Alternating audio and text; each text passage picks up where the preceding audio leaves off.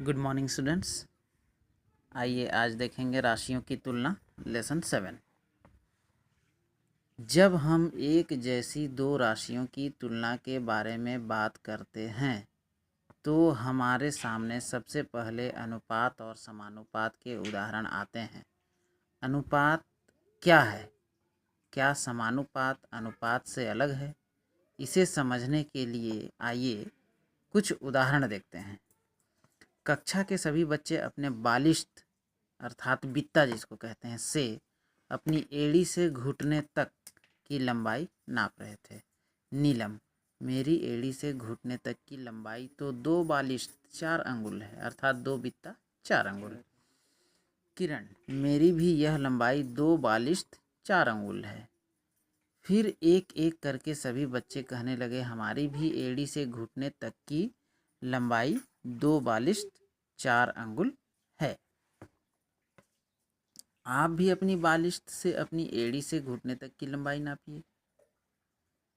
क्या हम कह सकते हैं कि बालिश्त की लंबाई और एड़ी से घुटने तक की लंबाई का अनुपात निश्चित है? एक और नपाई। फिर माही ने कहा, अब हम हाथ की लंबाई कंधे से कलाई तक बालिश्त से नापकर देखते हैं। सौरभ, यह लंबाई भी तो 2 बालिश्त 4 अंगुल है। माही, मेरी भी यही आई। सभी बच्चों के कंधे से कलाई तक की नाप 2 बालिश्त 4 अंगुल आई। आप भी नाप कर देखें। हम कह सकते हैं कि बालिश्त की लंबाई और हाथ की लंबाई का अनुपात भी निश्चित है।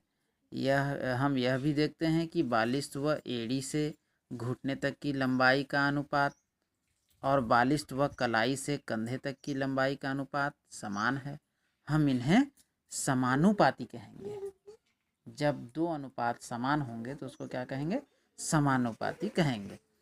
यह भी देखें। इसी प्रकार यदि एक बैग में 3 काली व 9 सफ़ेद गेंदें हैं तो हम कह सकते हैं कि पहला, काली गेंदों की संख्या सफ़ेद गेंदों की संख्या की 1/3 है। सफ़ेद गेंदों की संख्या काली गेंदों की संख्या की तिगुनी है। कह सकते हैं काली गेंद 3, सफ़ेद गेंद 9। काली गेंद 1 तो सफ़ेद गेंद 3। इसी प्रकार यदि केले के पौधे की ऊंचाई 20 सेंटीमीटर व आम के पौधे की ऊंचाई 60 सेंटीमीटर हो तो उनका अनुपात होगा, क्या होगा?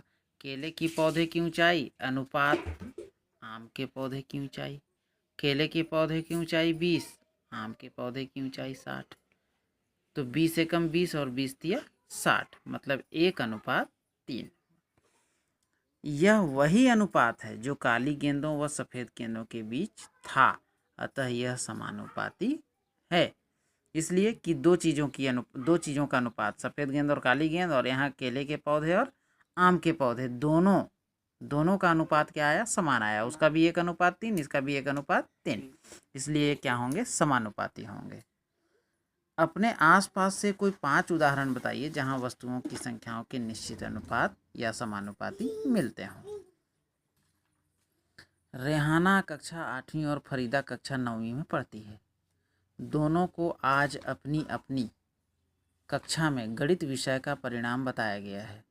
रेहाना और फरीदा ने घर जाकर अपनी मम्मी को अपना अपना परिणाम बताया। रेहाना, मम्मी, मुझे गणित में 100 में से 80 अंक प्राप्त हुए हैं। मम्मी, अच्छा। और फरीदा, तुम्हें? फरीदा, मुझे 150 में से 110 अंक प्राप्त हुए हैं। रेहाना, अरे दीदी का परिणाम तो मुझसे भी अच्छा आया। मम्मी, कैसे? रेहाना, दीदी को मुझसे ज़्यादा अंक प्राप्त हुए हैं, इसलिए दीदी का परिणाम मुझसे अच्छा है। फरीदा, अरे हाँ, मुझे तो 110 अंक प्राप्त हुए हैं और रेहाना को तो 80 अंक ही प्राप्त हुए हैं, तो वो सोच रही है कि मेरा अंक अधिक है। मम्मी, लेकिन फरीदा, रेहाना को तो 100 में से 80 अंक मिले हैं और तुम्हें तो 150 में से 110 अंक मिले हैं, तो तुमने यह कैसे पता लगाया कि तुम्हारा परिणाम रेहाना से ज़्यादा अच्छा है। फरीदा, मम्मी मैंने ऐसे किया, रेहाना को मिले 80 अंक और मुझे मिले 110 अंक। फिर मैंने 110 में से 80 को घटाया तो कितना आया, 30। तो मुझे ये पता चला कि रेहाना से 30 अंक अधिक मिले हैं, इसलिए मेरा परिणाम रेहाना से अच्छा है।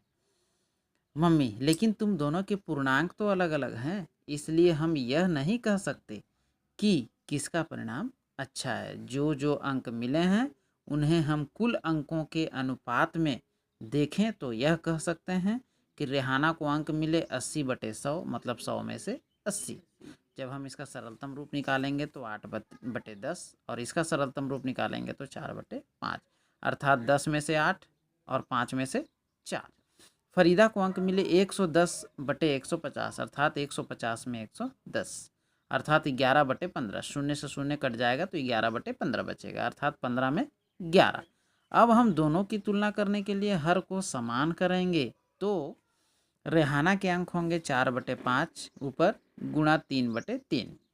3 से इसलिए गुणा किए कि इसके हर को हम 15 बना रहे हैं। यहाँ फरीदा के अंक जो मिले हैं उसका हर 15 है, तो हम 5 को 15 बना सकते हैं 3 से गुणा करके। 4 तिया 12/5 तिया 15, यानी 15 में से 12। अब समान हो गया। फरीदा को मिला 15 में से 11 और रेहाना को मिला 15 में से 12। फरीदा के अंक 11/15 यानी 15 में से 11, चूँकि 12/15 अधिक है 11/15 से, तो रेहाना का परिणाम ज़्यादा अच्छा है। फरीदा, क्या इसे किसी और तरीके से भी कर सकते हैं? मम्मी, हाँ, इसे हम प्रतिशत के द्वारा भी कर सकते हैं। तो आप जानते हैं कि हम लोग अपने परीक्षा के परिणाम की तुलना प्रतिशत से ही करते हैं। आज तक इतना ही, बाकी देखेंगे कल से प्रतिशत क्या है। धन्यवाद।